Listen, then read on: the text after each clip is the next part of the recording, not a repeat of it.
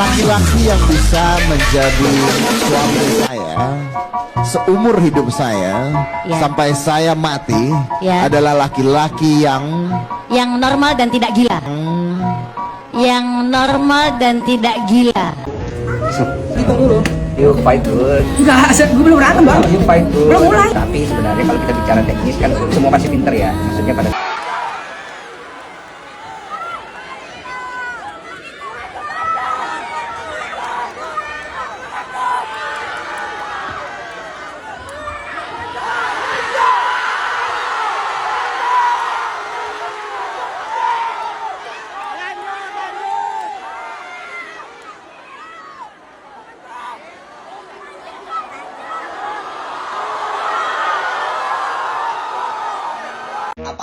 apa-apaan ini cuma 35 detik masa langsung cerot begitu, padahal gue udah nunggu nih dari awal pertandingan sampai pertandingan paling inti Jeffrey Nicole versus El Rumi, tapi apa udah langsung dislokasi itu katanya bahu kanan yang akhirnya diberhentiin sama wasit. Nih, kalau gue hitung dari dia ngasih kode dislokasi yang bahu kanannya itu, Jeffrey Nicole, El Rumi itu 10 kali melakukan serangan dan langsung di stopin sama wasit. Dan yang bikin mengejutkan ternyata itu pertandingan udah selesai. Jeffrey Nicole sampai bingung loh, bela-belain gue buat nungguin Jeffrey Nicole buat tanding doang, ternyata 35 detik doang. Ah, gimana sih?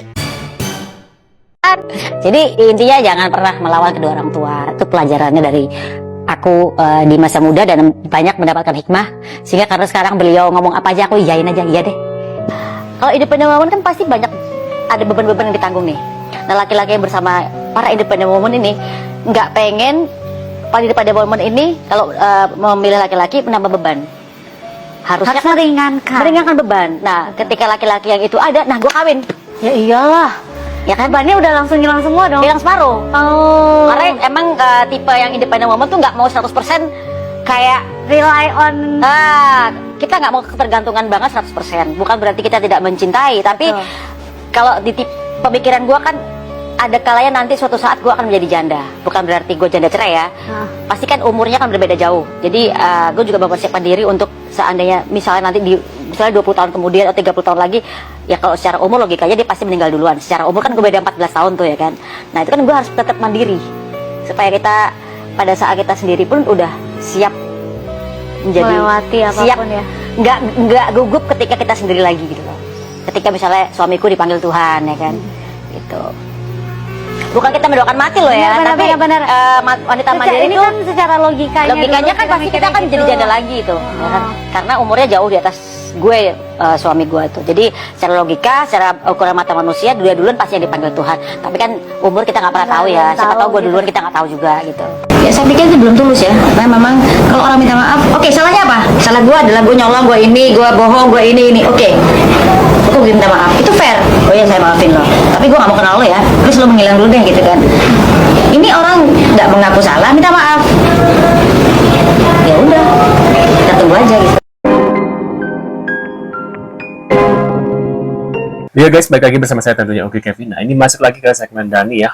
Nah, di sini Dani mengaku sudah nggak bisa bikin karya sebagus dulu katanya gitu guys. Apakah karena sudah ditinggal oleh Bunda Maya ya? Nah, ini kita lihat beritanya berapa. Memang iya sih, zaman-zaman ketika Bunda Maya masih menjadi istrinya Dani ini, beliau masih ada banyak inspirasi ya. Tapi ketika Dani sudah menikahi Mulan dan menceraikan Bunda Maya, sekarang karya-karyanya sudah ini ya. Nah, ini kita lihat alasannya seperti apa guys. Ahmad Dhani mengaku sudah nggak bisa bikin karya sebagus dulu lagi. Makanya sekarang kalau ada orang bilang, karya Dewa yang ini mengecewakan, lu bisa menerima gitu. Nah, kalau tidak ada grup di dunia yang karyanya tidak mengecewakan setelah usia 40 tahun, nggak ada band apa coba? Iya juga. Nggak ada. Berarti lu juga merasa setelah umur 40 karya-karya lu tidak sebagus ketika muda? Ya apa, aku terakhir bikin karya itu yang lumayan bagus yang pernah aku omongin ya mungkin tahun 2012 ya. Setelah itu ya biasa-biasa aja gitu. Kenapa di atas 40 kan musisi mengecewakan? Kan ada namanya usia produktif. Wah, pelajaran IPS ya kan. Ada usia produktif. Makanya di usia-usia produktif itu harus dimanfaatkan benar-benar. Jadi kadang-kadang aku kesel kalau lihat anak-anakku, terutama ya anak kan yang paling deket kan, waktu itu dibuang begitu percuma gitu. Iya kan? Waduh. Nah, ini tanggapan kuasa hukum Dani ya, tanggapi tentang Lita Gading yang tidak datang dalam panggilan polisi ya, kasusnya kemarin anaknya ya. Nah, ini kita lihat. Sangat ini kaget kan, katanya nunggu-nunggu panggilan, ya kan? Sangat ditunggu kapan panggilan. Kemarin sudah ada panggilan hari Senin kemarin, tapi ternyata mangkir. Jadi saya sih berharap kooperatif saja, ikuti proses hukumnya dan segera mengklarifikasi apa yang dilakukan. Mudah-mudahan itu jauh nanti bisa lebih clear. Kok sekarang nggak ini gitu loh, katanya menunggu panggilan, sudah ada panggilan. Jadi ke depan mungkin saya rasa kan penyidik juga akan lanjut lagi memberikan panggilan undangan. Mudah-mudahan di yang kedua ini bisa hadir sehingga proses hukumnya bisa segera selesai. Tapi dari pihak Ahmad Dhani dapat informasi nggak sih Bang, apa alasan si Lita Gading ini mangkir? Ya nggak tahu saya, nggak ada. Cuman terakhir beritanya katanya lagi di luar negeri tugas negara. Kan nggak ngerti ya, kalau tugas negara itu kan mengatasnamakan negara, ya tugasnya apa dan lain-lain nggak ngerti nyata. Tapi banyak juga orang yang menyatakan katanya ada di sini, ya kan? Nah, nggak ngerti lah kita. Nanti biar penyidik saja yang konfirmasi.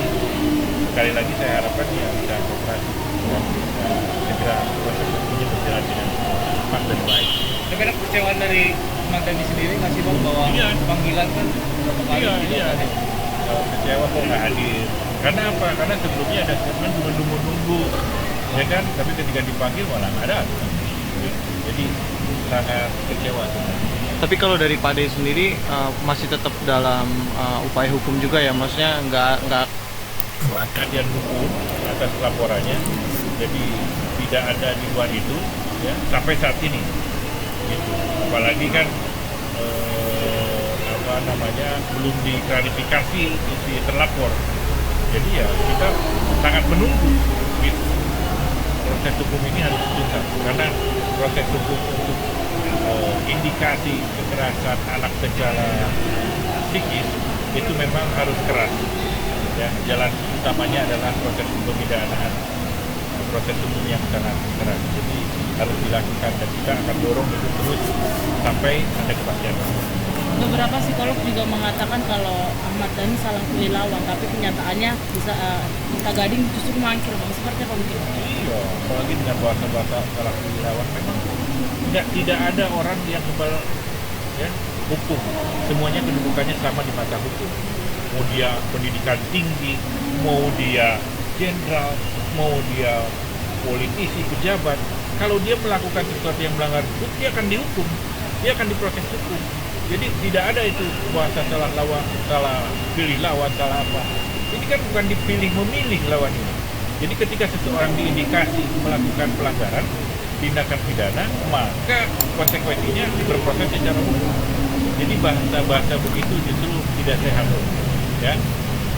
Jadi ikutin saja proses hukumnya, buktinya kan panggilan pertama tidak ada. Tapi bagaimana dengan dalih-dalihnya Lita Gading sendiri kan masih belum, ya masih bisa dikatakan itu hanyalah opini dari pendapat dari dia tidak menyatakan bahwa itu salah gitu Bang. Itu seperti apa Bang mungkin ke depannya gitu? Iya. Nah ini nih, Ahmad Dhani izinkan lagu Dewa 19 diputar. Nah, Dhani izinkan lagu Dewa 19 diputar di kafe tanpa bayar royalti, maaf. Padahal awal mula dari ini kan dari Dhani ya, padahal ya. Di kafe gratis. Akhirnya kan ada satu lagu selanjutnya gratis. Yuk bisa yuk artis-artis lain. Gimana? Waduh. Pelajaran bagi kita semua bahwa tinju itu ada aturannya. Di dalam tinju profesional itu ada peraturannya. Nggak boleh melanggar peraturan. Nah, salah satu peraturannya itu adalah dislokasi, itu berarti TKO. Jadi kalau sudah dislokasi, sudah TKO. Jadi nggak ada polemik sebenarnya bagi mereka yang paham peraturan dalam tinju. Kalau nggak paham peraturan tinju ya kesel, kok diguntingin. Tapi saya bilang tadi sama wasitnya, you save Jeffrey Nicole, saya bilang, kamu menyelamatkan Jeffrey Nicole. Karena kan harusnya kan 10 pukulan baru di TKO lah. Jadi baru 8 sudah di stop. Tapi kalau misalnya sampai 10 ya bisa bisa nggak bangun Jeffrey-nya gitu. Jadi malam ini Jeffrey Nicole diselamatkan oleh wasit. Kalau enggak ya jatuh dan otak dan lain-lain, dan itu akan memberikan dampak yang lebih jelek daripada semuanya. Waduh, itu dia guys. Dani puas dengan pertandingan tinju yang kembali dimenangkan Erumi ya vs Jeffrey Nicole guys. Nah, tadi juga ada video sepertinya Kadensu ya lebih memihak ke Jeffrey Nicole. Kalau kalian gimana nih posisinya melihat ini? Apakah kalian mendukung Erumi atau Jeffrey Nicole? Bisa tulis di kolom komentar. Terima kasih sudah hadir dan kita akan bertemu lagi di video selanjutnya. See you guys.